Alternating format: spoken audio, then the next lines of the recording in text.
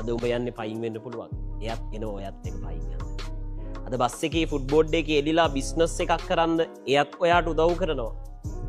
රෑලි වෙනකං අනේ ෆෝන් එකෙන් කතා කරපු රෑලි වෙනකං අනේ ෆෝන් එකින්ම කතා කරමු කියන කෙල්ලෝ අතරෙ කොල්ලෝ අතරේ මේ ටාගට් වලට යන්න හයියක් වෙන බාසදේ කරන්න උදව් කරන උඹ ජීවිතේ ගේමක් ගහල ගොඩ යනකං ඉවසීමෙන් තමන්ගේ පරිස්සමත්තියාගෙන උඹවත් පරිස්සං කරන ලයිෆ් පාර්ට්න කෙනෙක් හම්බුනා කියන්නේ උඹ ජීවිතේ දිනල ඉවරයි.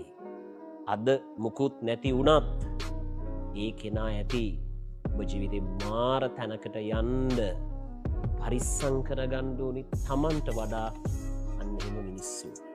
මේ ලෝකේ මිනිස්සු පරිස්සං කරනවනං පරිස්සං කරන්න ඕනි තමන්ව ගොඩ යනකං